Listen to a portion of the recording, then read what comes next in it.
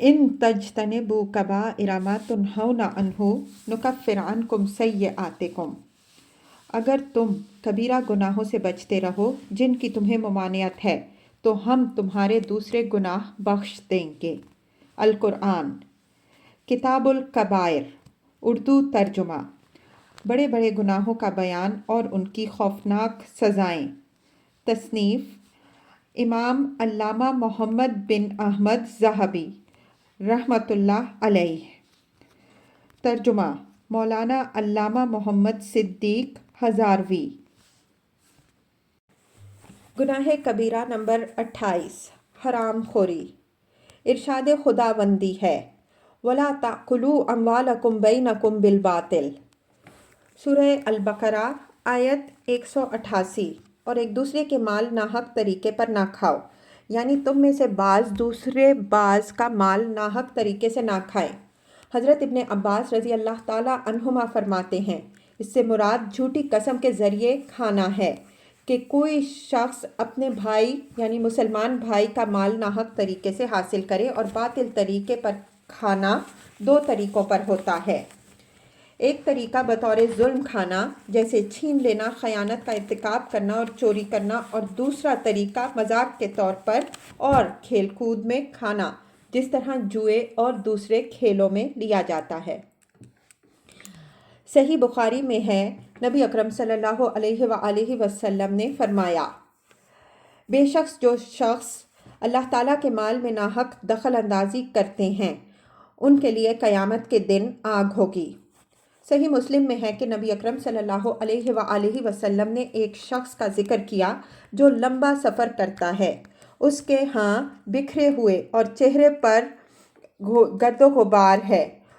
वो अपने हाथ आसमान की तरफ उठाकर पुकारता है कि ए मेरे रब, ए मेरे रब। हालांकि उसका खाना हराम माल से है, उसका पीना हराम और उसका लिबास हराम माल से है, और उसे हराम माल से ग़िज़ा हासिल हुई तो उसकी दुआ कैसे कबूल होगी। हज़रत अनस रज़ी अल्लाह ताला अन्हो से मरवी है, फरमाते हैं कि मैंने अर्ज़ किया, या रसूल अल्लाह सल्लल्लाहु अलैहि वसल्लम, आप अल्लाह ताला से दुआ फरमाएं कि वो मुझे मुस्तजाबुद दावात बना दे, यानी मेरी हर दुआ कबूल हो। नबी अकरम सल्लल्लाहु अलैहि वसल्लम ने फरमाया, अनस अपने कसब को हलाल रखो, तुम्हारी दुआ कबूल होगी। एक शख्स हराम लुक़मा मुंह की तरफ ले जाता है तो 40 दिन तक उसकी दुआ कबूल नहीं होती। इमाम बैहकी ने अपनी सनद के साथ नबी अकरम सल्लल्लाहु अलैहि वसल्लम से रिवायत किया। आप सल्लल्लाहु अलैहि वसल्लम ने फरमाया, बेशक अल्लाह ताला ने तुम्हारे दरमियान तुम्हारे अखलाक यानी तुम्हारा हिस्सा और नसीब तकसीम कर दिए, जिस तरह तुम्हारे दरमियान तुम्हारे रिस्क तकसीम किए। और बेशक अल्लाह ताला दुनिया में उस शख्स को भी देता है जिसे पसंद करता है और उसे भी जिसे पसंद नहीं करता, लेकिन दीन सिर्फ उससे देता है जिसे पसंद करता है।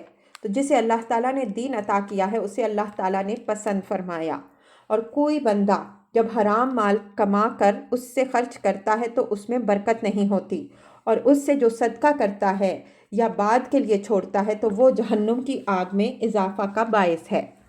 अल्लाह ताला बुराई को बुराई से नहीं मिटाता, बल्कि बुराई को अच्छाई से मिटाता है।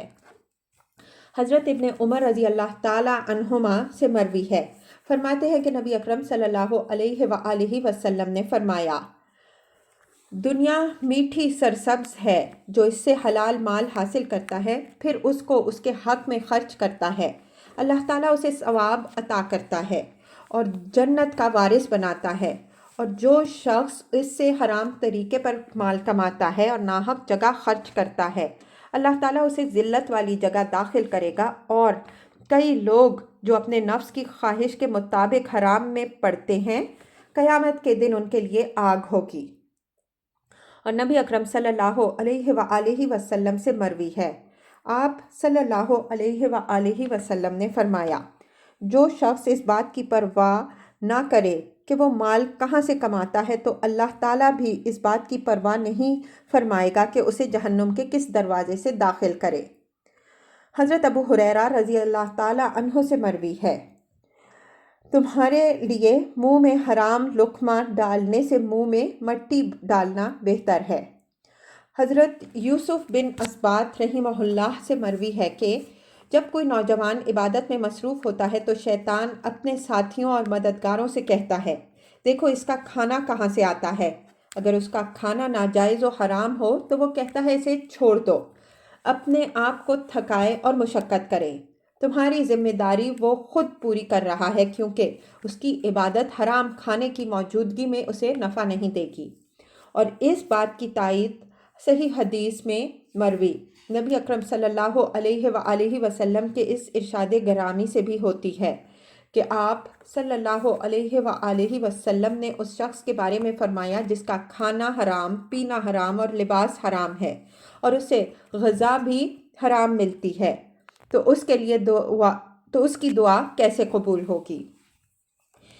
ایک حدیث میں مروی ہے کہ ایک فرشتہ ہر دن رات میں بیت المقدس پر ندا دیتا ہے کہ جو شخص حرام کھاتا ہے اس کی فرض اور نفل کوئی عبادت بھی قبول نہیں ہوتی۔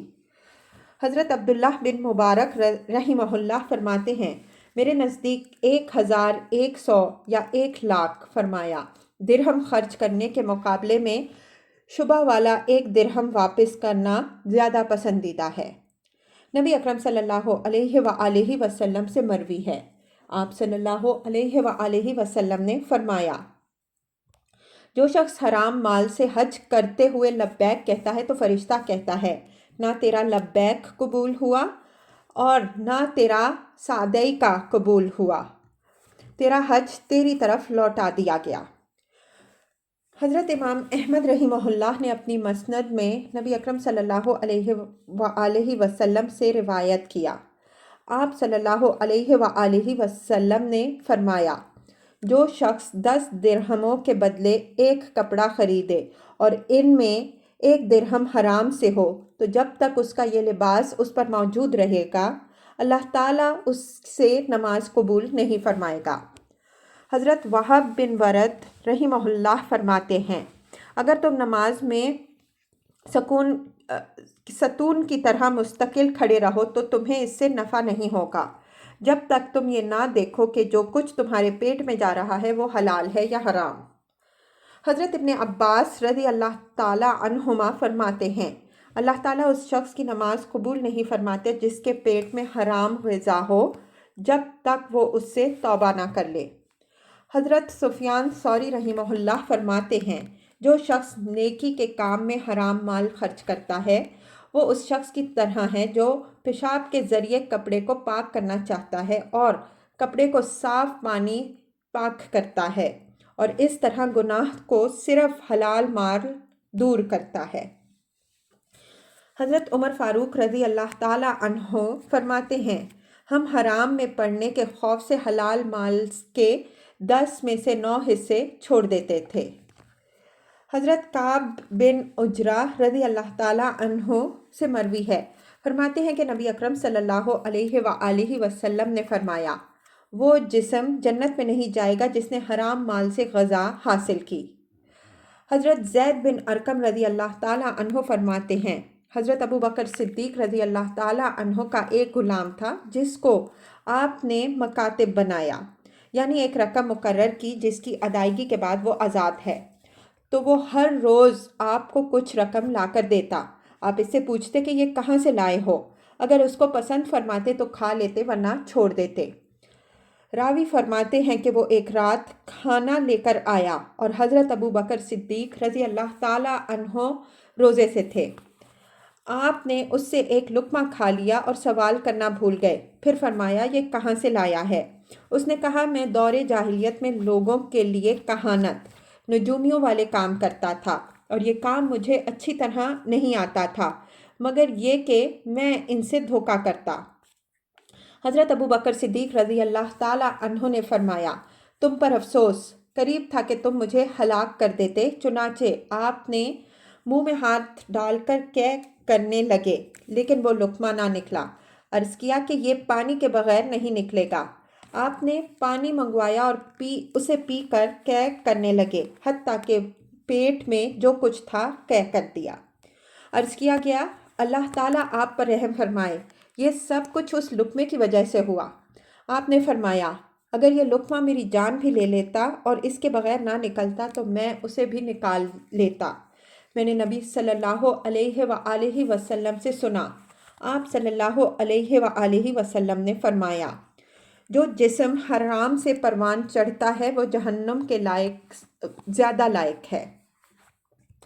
اس لیے مجھے ڈر ہوا کہ کہیں یہ لقمہ میرے جسم کے بڑھنے کا سبب نہ بن جائے۔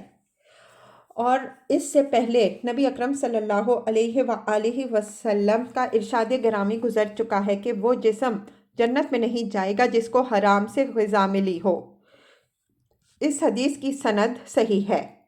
علماء کرام رحمہم اللہ فرماتے ہیں، اس حکم میں ناجائز ٹیکس لینے والا، خیانت کرنے والا، دھوکہ دینے والا، چور، مسخرہ، سود خور، سود کھلانے والا، یتیم کا مال کھانے والا اور جھوٹا گواہ بھی شامل ہیں۔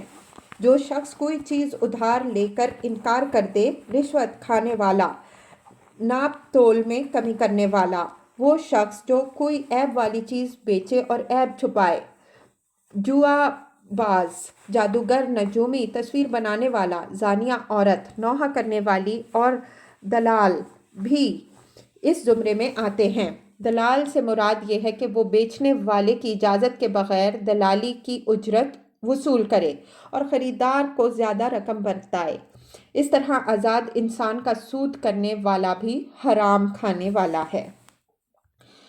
نبی اکرم صلی اللہ علیہ وآلہ وسلم سے مروی ہے کہ آپ صلی اللہ علیہ وآلہ وسلم نے فرمایا، قیامت کے دن کچھ لوگوں کو لایا جائے گا، ان کے پاس تہامہ پہاڑ کے برابر نیکیاں ہوں گی، حتیٰ کہ جب ان کو لایا جائے گا تو ان کی نیکیوں کو اڑنے والے گرد و غبار کی طرح کر دیا جائے گا، پھر ان لوگوں کو جہنم میں ڈالا جائے گا۔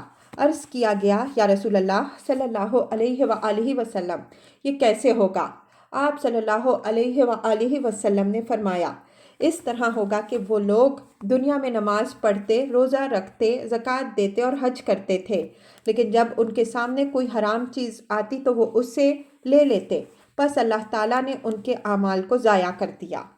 ایک بزرگ کے بارے میں ہے کہ ان کو وصال کے بعد خواب میں دیکھا گیا تو ان سے پوچھا گیا کہ اللہ تعالیٰ نے آپ سے کیا سلوک کیا؟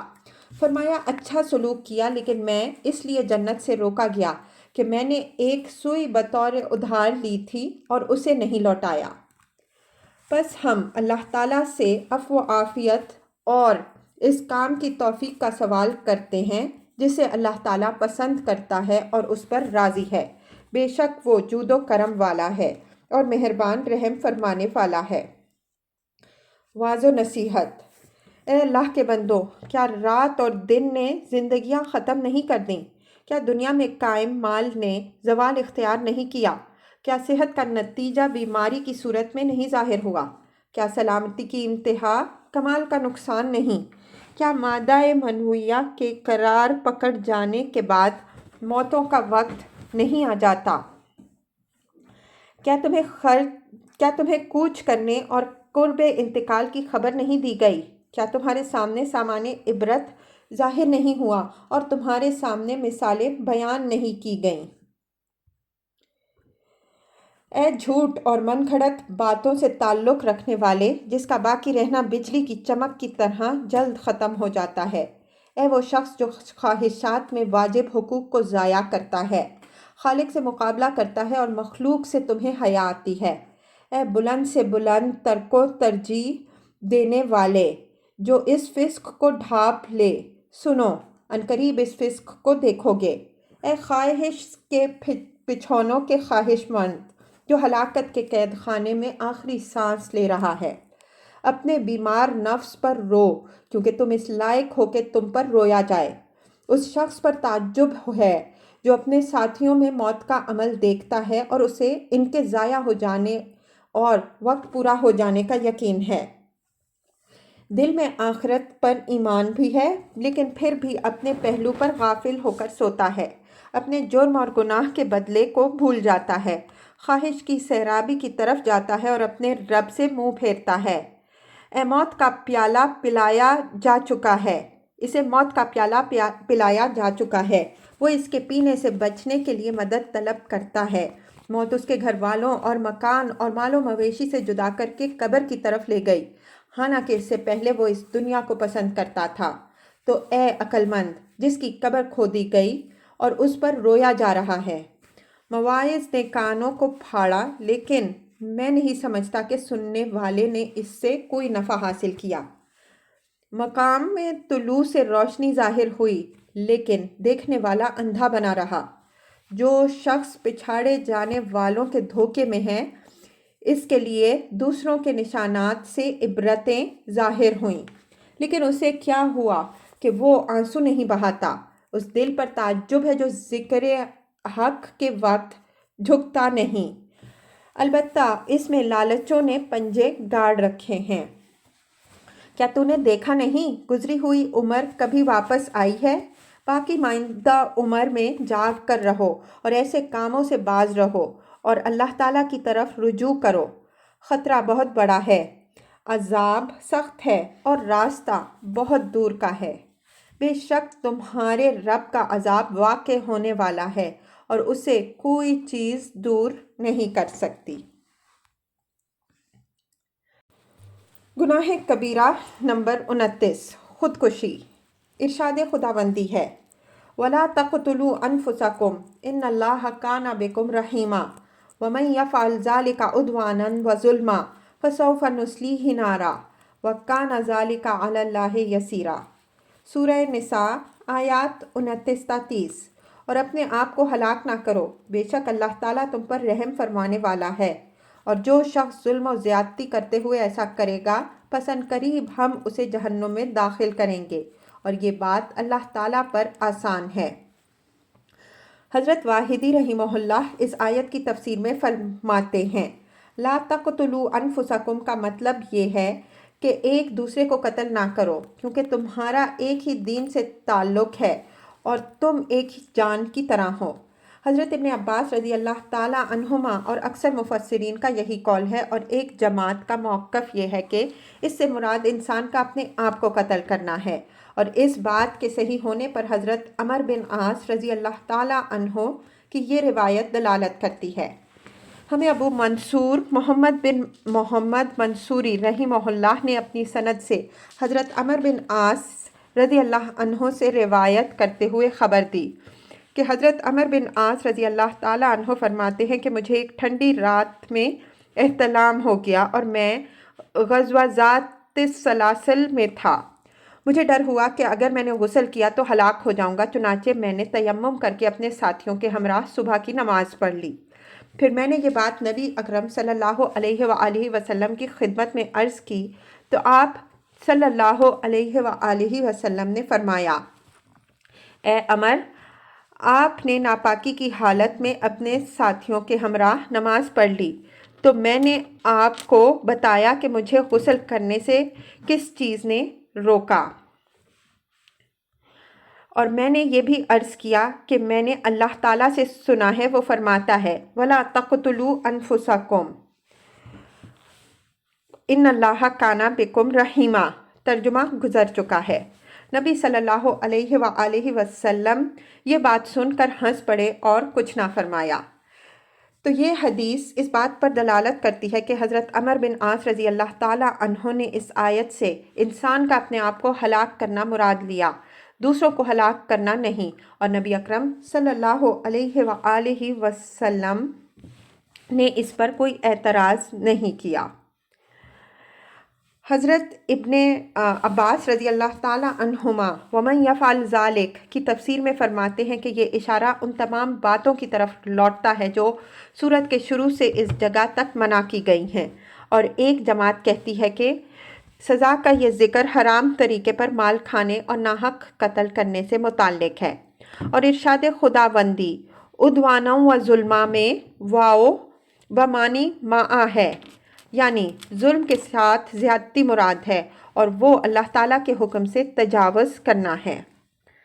وَكَانَ ذَلِكَ عَلَى اللَّهِ يَسِيرًا، یعنی اس نے جس بات سے ڈرایا ہے اور وہ جہنم میں داخل کرنا ہے، یہ بات اللہ تعالیٰ کے لیے آسان ہے۔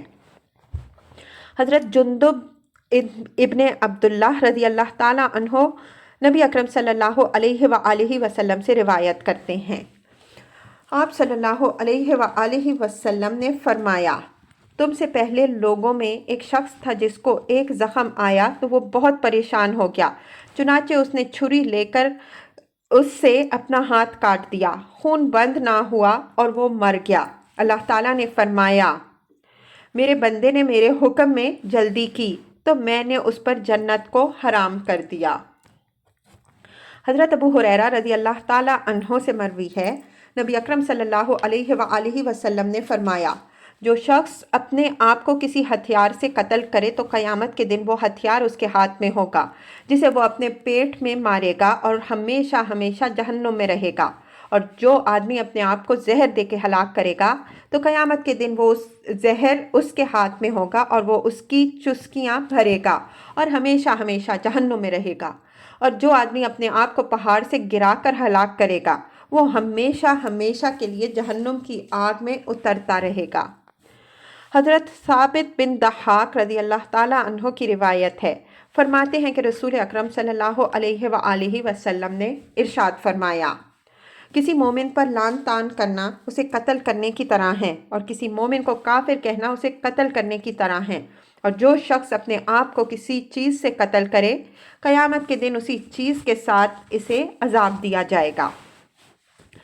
صحیح حدیث میں ہے، اس شخص کے بارے میں پوچھا گیا جس کو کوئی زخم تکلیف دیتا ہے تو وہ جلدی موت کی طلب میں اپنے آپ کو تلوار کی دھار سے قتل کر دیتا ہے، تو نبی اکرم صلی اللہ علیہ وآلہ وسلم نے فرمایا، وہ جہنمیوں میں سے ہے۔ ہم اللہ تعالیٰ سے سوال کرتے ہیں کہ وہ ہمارے دلوں میں ہدایت ڈالے اور ہمیں اب ہمارے نفسوں کی شرارتوں اور برے اعمال سے پناہ عطا فرمائے۔ بے شک وہی جود و سخا کا مالک، کریم، غفور اور رحیم ہے۔ واعظ و نصیحت۔ اے انسان، تو کس طرح گمان کرتا ہے کہ تیرے اعمال مزین اور مضبوط ہیں، حالانکہ تو جانتا ہے کہ یہ محض مکر و فریب ہے، اور تو کیسے اپنے مالک سے معاملے کو چھوڑتا ہے جبکہ تو جانتا ہے کہ یہی فائدہ مند ہے، اور تو اپنے مال سفر میں کس طرح کمی کرتا ہے، حالانکہ یہ بات ثابت ہے کہ راستہ بہت دور کا اور لمبا ہے۔ اے ہم سے منہ پھیرنے والے، یہ بے وفائی اور اعراض کب تک ہوگا؟ اے وہ شخص جو موت اور زندگی سے غافل ہے، جس کے ختم ہونے میں کوئی شک نہیں۔ اے اپنی امید سے دھوکہ کھانے والے، ان امیدوں کے ہاتھ اس کے اختیار میں ہیں، وہ جب چاہے قینچی سے کاٹ دے۔ اپنی صحت اور بدن پر مغرور شخص، یہ تو ہر دن ٹوٹ رہے ہیں۔ اے وہ شخص جس کا باز ہر روز فنا ہو رہا ہے، ان قریب باقی باز بھی فنا ہو جائے گا۔ اخروی زاد راہ سے غافل شخص، سیاہی یعنی سیاہ بال کے بعد سفیدی نے تجھے ڈرایا۔ اے کم پرہیز کرنے والے، موتوں کے نیزے لمبے چوڑے ہیں، ہر وہ شخص ہلاکت کے مقامات کی طرف لے جایا جا رہا ہے اور گڑھے کھودے جا رہے ہیں۔ اے ہنسنے والے، فنا کی آنکھیں بند نہیں ہیں، یہ اوقات جس کے قبضہ قدرت میں ہیں اس کے سامنے پلکیں کیسے بند ہوں گی؟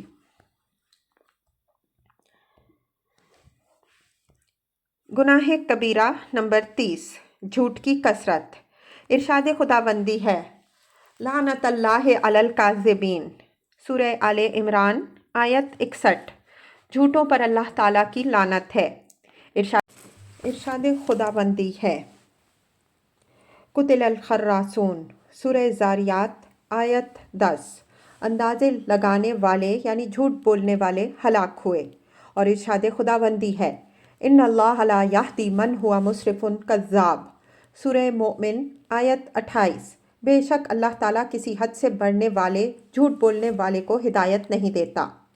صحیحین میں حضرت عبداللہ بن مسعود رضی اللہ تعالیٰ عنہ سے مروی ہے، نبی اکرم صلی اللہ علیہ وآلہ وسلم نے فرمایا، بے شک سچ نیکی کی طرف بلاتا ہے اور بے شک نیکی جنت کا راستہ دکھاتی ہے، اور انسان ہمیشہ سچ بولتا رہتا ہے اور اس کے لیے کوشش کرتا ہے حتیٰ کہ اللہ تعالیٰ کے ہاں سچا لکھا جاتا ہے، اور بے شک جھوٹ گناہ کی طرف لے جاتا ہے اور گناہ جہنم کی طرف لے جاتا ہے، اور بے شک انسان مسلسل جھوٹ بولتا ہے اور اس کے لیے کوشش کرتا ہے حتیٰ کہ اللہ تعالیٰ کے ہاں اسے جھوٹا لکھ دیا جاتا ہے۔ صحیحین ہی میں ہے، نبی اکرم صلی اللہ علیہ وآلہ وسلم نے فرمایا، منافق کی 3 نشانیاں ہیں، اگرچہ وہ نماز پڑھے، روزہ رکھے اور مسلمان ہونے کا دعویٰ کرے۔ جب بات کرے تو جھوٹ بولے، وعدہ کرے تو اسے پورا نہ کرے، اور جب اس کے پاس امانت رکھی جائے تو اس میں خیانت کرے۔ اور رسول اکرم صلی اللہ علیہ وآلہ وسلم نے فرمایا، 4 باتیں ایسی ہیں جس میں پائی جائیں وہ خالص منافق ہے، اور جس میں ان میں سے ایک پائی جائے اس میں منافقت کی ایک علامت پائی جاتی ہے، جب تک اسے چھوڑ نہ دے۔ جب اس کے پاس امانت رکھی جائے تو خیانت کرے، بات کرے تو جھوٹ بولے، وعدہ کرے تو اسے پورا نہ کرے، اور جب جھگڑا کرے تو گالی گلوچ سے کام لے۔ صحیح بخاری میں نبی اکرم صلی اللہ علیہ وآلہ وسلم کے خواب کے سلسلے میں مروی حدیث شریف میں ہے کہ آپ صلی اللہ علیہ وآلہ وسلم نے فرمایا، ہم ایک شخص کے پاس آئے جو پیٹھ کے بل لیٹا ہوا تھا اور دوسرا ایک اس پر کھڑا ہوا تھا۔ اس کے پاس لوہے کی سلاخیں تھیں جو اس کی باچھوں کو گدی یعنی گردن تک پھاڑ رہا تھا، اور اس کی آنکھیں گردن کی طرف تھیں۔ پھر وہ دوسری طرف جاتا اور وہی عمل کرتا جو پہلی طرف کیا تھا، اور وہ ابھی اس کی طرف نہ لوٹتا کہ وہ پہلی حالت پر ہو جاتا، اور وہ دوبارہ یہی عمل کرتا جو قیامت تک جاری رہے گا۔ میں نے ان دونوں سے پوچھا کہ یہ شخص کون ہے؟ انہوں نے بتایا کہ یہ شخص صبح اپنے گھر سے نکلتا اور ایسا جھوٹ بولتا جو آفاق دنیا کے کناروں تک پہنچتا۔ نبی اکرم صلی اللہ علیہ وآلہ وسلم نے فرمایا، مومن کی فطرت میں خیانت اور جھوٹ کے سوا ہر بات ہو سکتی ہے، یعنی یہ دونوں عمل انسان بتکلف کرتا ہے، اس کی فطرت میں داخل نہیں ہوتے۔ ایک حدیث شریف میں ہے، بدگمانی سے بچو کیونکہ بدگمانی سب سے زیادہ جھوٹی بات ہے۔ نبی اکرم صلی اللہ علیہ وآلہ وسلم نے فرمایا، 3 قسم کے آدمی وہ ہیں کہ قیامت کے دن اللہ تعالیٰ ان سے کلام نہیں کرے گا، نہ ان کی طرف نظر رحمت کرے گا اور نہ ان کو پاک کرے گا، اور ان کے لیے دردناک عذاب ہوگا۔ بوڑھا زانی، جھوٹا بادشاہ اور متکبر فقیر۔ رسول اکرم صلی اللہ علیہ وآلہ وسلم نے فرمایا، اس شخص کے لیے خرابی یعنی ہلاکت ہے جو لوگوں کو ہنسانے کے لیے جھوٹ بولتا ہے۔ 3 بار فرمایا، اس کے لیے ہلاکت ہے۔ اس سے بھی بڑا گناہ جھوٹی قسم ہے، جس طرح اللہ تعالیٰ نے منافقین کے بارے میں خبر دیتے ہوئے فرمایا۔ ارشاد خداوندی ہے، یحلفون علی الکذب وہم یعلمون، سورہ مجادلہ آیت 14۔ اور وہ جھوٹی قسمیں کھاتے ہیں حالانکہ وہ جانتے ہیں۔ صحیح حدیث میں ہے، رسول اکرم صلی اللہ علیہ وآلہ وسلم نے فرمایا، 3 قسم کے آدمی وہ ہیں کہ قیامت کے دن اللہ تعالیٰ اس سے کلام فرمائے گا اور نہ ان کو پاک کرے گا، اور ان کے لیے دردناک عذاب ہے۔ ایک وہ شخص جس کو اللہ تعالیٰ نے زائد مال دیا لیکن وہ مسافروں سے روکتا ہے۔ دوسرا وہ شخص جو اپنا مال بیچتے ہوئے اللہ تعالیٰ کی قسم کھاتا ہے کہ میں نے اتنی رقم میں خریدا، گاہک اس کو سچا جانتے ہوئے وہ سودا خریدتا ہے حالانکہ صورتحال یہ نہیں۔ اور تیسرا وہ شخص جو کسی امام یعنی رہنما کے ہاتھ پر دنیا کے لیے بیعت کرتا ہے، اگر وہ اس کو دنیا کا مال دے دے تو اس بیعت کو پورا کرتا ہے، اور اگر نہ دے تو پورا نہیں کرتا۔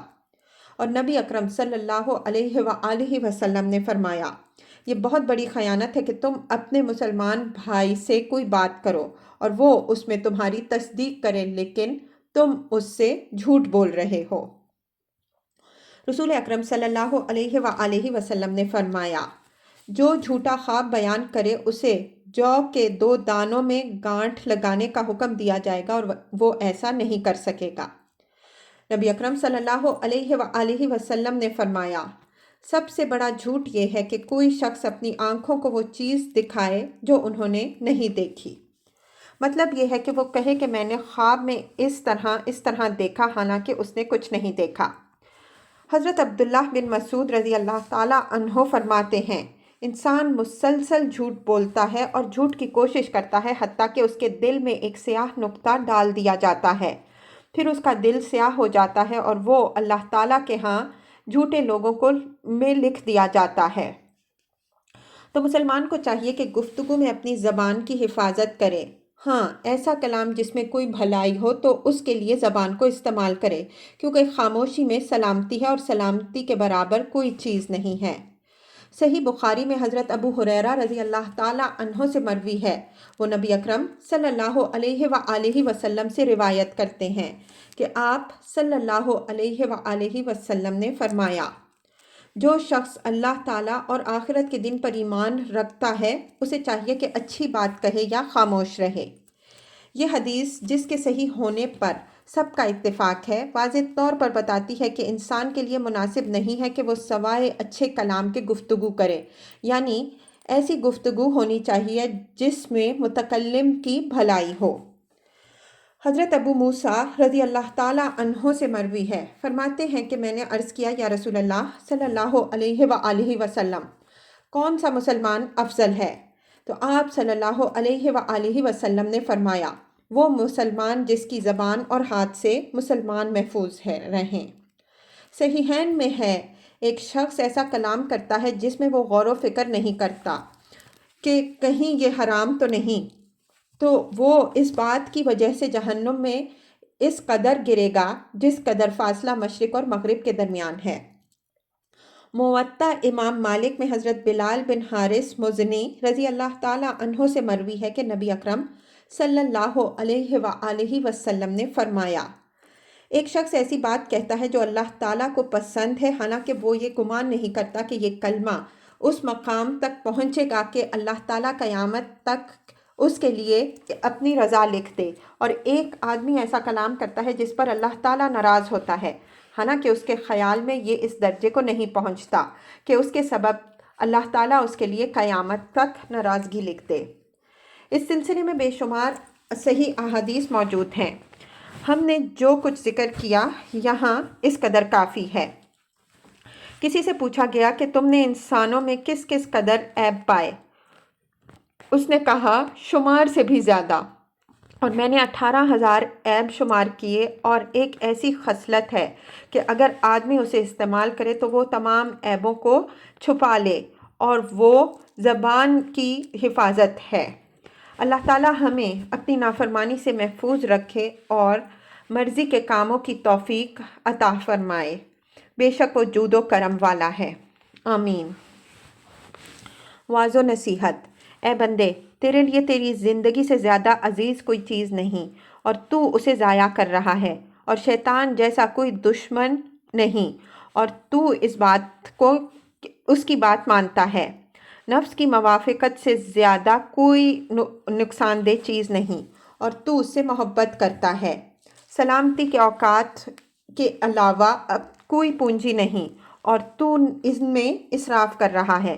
تیری زندگی کا اچھا حصہ گزر گیا، اب بالوں کے سفید ہو جانے کے بعد کیا باقی رہ گیا؟ اے وہ شخص جس کا بدن حاضر اور دل غائب ہے، سفیدی کے عیب کا جمع ہونا بھی ایک مصیبت ہے۔ بچپن کا زمانہ اور محبوبوں سے محبت کا زمانہ گزر گیا، بالوں کا سفید ہونا واز اور جھڑکنے والے کے طور پر کافی ہے۔ اے غافل، یہ سب سے بہتر مناقب ہیں۔ پیچھے لگے ہوئے بہت بڑے خوف سے رونا کہاں گیا؟ کھیل کود میں ضائع کیا وقت کہاں گیا؟ اس میں تو نے انجام کار پر غور کیا؟ قیامت کے دن ان گناہوں پر جو لکھنے والے نے لکھے کس قدر آنسو گریں گے، اور جب میں حساب کے لیے کھڑا ہوں گا تو کون میری مدد کرے گا، اور مجھ سے کہا جائے گا کہ واجبات کے سلسلے میں تو نے کیا کیا؟ تو کس قدر نجات کی امید رکھتا ہے جبکہ کھیل کود کی وجہ سے تو غافل ہے۔ جب جھوٹے آدمی کے گمان کے مطابق تو آرزوئیں کرتا ہے۔ موت سخت ہے، جس طرح پانی کڑوا محسوس ہو، وہ اپنا پیالہ گھوڑوں کے لشکر کو بھی پلا دیتا ہے۔ اپنے نفس کی نگرانی کرو اور غائب کے آنے کے منتظر رہو، وہ غلبہ کے ساتھ آئے گی اور نشانے پر لگنے والے تیر پھینکے گی۔ اے امید رکھنے والے کہ تو حادثات سے محفوظ رہے گا، تو مکڑی کے جالے کی طرح مکان بناتا ہے۔ وہ لوگ کہاں ہیں جنہوں نے بلند سواریاں اختیار کیں، لیکن موت نے ان کے لیے راستوں پر چلنا تنگ کر دیا۔ تم تھوڑی مدت کے بعد مصائب کے ساتھی بن جاؤ گے۔ بس غور و فکر کرو اور سوچو اس سے پہلے کہ عجیب و غریب امور آ پہنچیں۔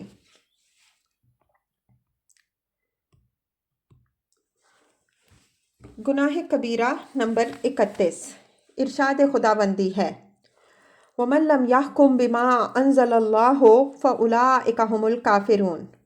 سورہ مائدہ آیت 44۔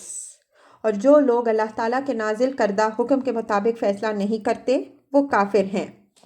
ارشاد خداوندی ہے وَمَن لَّمْ يَحْكُم بِمَا أَنزَلَ اللَّهُ فَأُولَٰئِكَ هُمُ الْفَاسِقُونَ۔ سورہ مائدہ آیت 47۔ اور جو لوگ اللہ تعالیٰ کے نازل کردہ احکام کے مطابق فیصلہ نہیں کرتے وہ فاسق ہیں۔ ارشاد خداوندی ہے وَمَن لَّمْ يَحْكُم بِمَا أَنزَلَ اللَّهُ فَأُولَٰئِكَ هُمُ الظَّالِمُونَ۔ سورہ مائدہ آیت 45۔ اور جو لوگ اللہ تعالیٰ کے نازل کردہ حکم کے مطابق فیصلہ نہیں کرتے وہ ظالم ہیں۔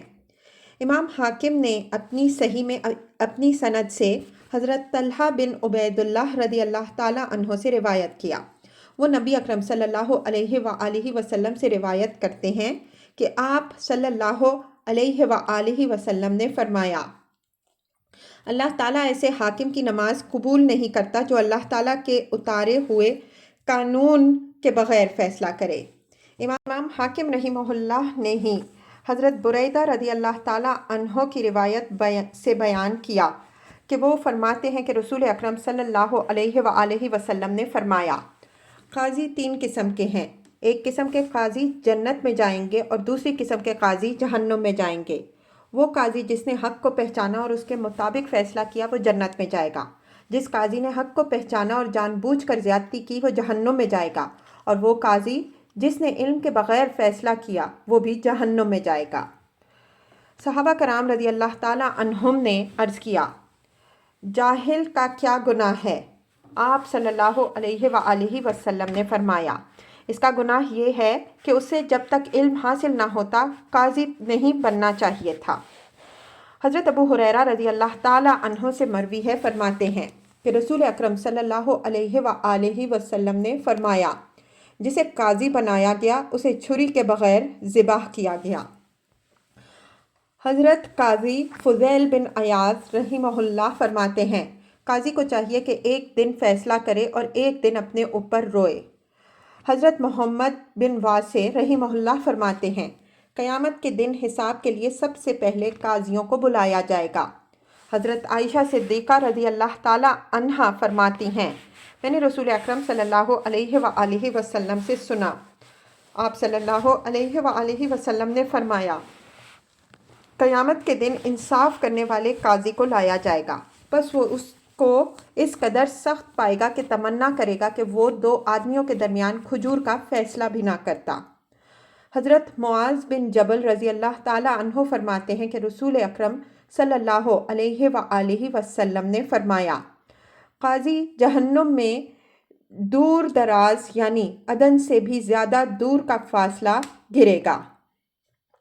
حضرت علی بن ابی طالب رضی اللہ تعالیٰ عنہ سے مروی ہے، فرماتے ہیں میں نے رسول اکرم صلی اللہ علیہ وآلہ وسلم سے سنا، آپ صلی اللہ علیہ وآلہ وسلم نے فرمایا ہر حکمران اور قاضی کو قیامت کے دن لا کر اللہ تعالیٰ کے سامنے پل صراط پر کھڑا کیا جائے گا، پھر اس کا خفیہ نامہ اعمال کھول کر لوگوں کے سامنے پڑھا جائے گا۔ اگر انصاف پر مبنی ہوا تو اللہ تعالیٰ اسے اس کے عدل کی وجہ سے نجات دے گا، اور اگر اس کے علاوہ صورت ہوگی تو پل صراط اسے جھاڑ دے گا، اور اب اس کے ایک عضو سے دوسرے عضو تک اس قدر فاصلہ ہوگا یعنی زیادہ فاصلہ ہوگا، پھر وہ پل اسے جہنم کی طرف تیزی سے کھینچ کر لے جائے گا۔ حضرت مکحول رحمہ اللہ فرماتے ہیں کہ اگر قاضی بننے اور قتل ہونے کے درمیان مجھے اختیار دیا جائے تو میں قضا پر قتل ہونے کو ترجیح دوں گا۔ حضرت ایوب سختیانی رحمہ اللہ فرماتے ہیں سب سے زیادہ علم والا شخص وہ ہے جو اس عہدہ قضا سے بھاگتا ہے۔ حضرت سفیان ثوری رحمہ اللہ سے کہا گیا کہ حضرت شریح رحمہ اللہ نے عہدہ قضا لیا تو انہوں نے فرمایا کہ کس شخص نے ان کو خراب کیا؟ مالک بن منظر نے حضرت واسع بن محمد رحمہ اللہ کو بصرہ کا قاضی بنانے کے لیے بلایا تو انہوں نے انکار کر دیا۔ دوبارہ بلایا اور کہا کہ تم ضرور اس منصب پر فائز ہو گئے ورنہ میں تمہاری گردن مار دوں گا۔ انہوں نے فرمایا اگر تم ایسا کرو تو حکمران کر سکتے ہو، لیکن دنیا کا ذلیل آخرت کے ذلیل سے بہتر ہے۔ حضرت وہب بن منبع رضی اللہ عنہ فرماتے ہیں جب کوئی حاکم ظلم کرنے کا ارادہ کرے یا اس پر عمل کرے تو اللہ تعالیٰ کی اس کی مملکت حتیٰ کہ بازاروں، رزق، کھیتی، جانوروں کے تھنوں، حتیٰ کہ ہر چیز میں نقصان پیدا کر دیتا ہے، اور جب وہ بھلائی یا انصاف کا ارادہ کرے تو اللہ تعالیٰ اس کی مملکت میں اسی طرح برکت ڈال دیتا ہے۔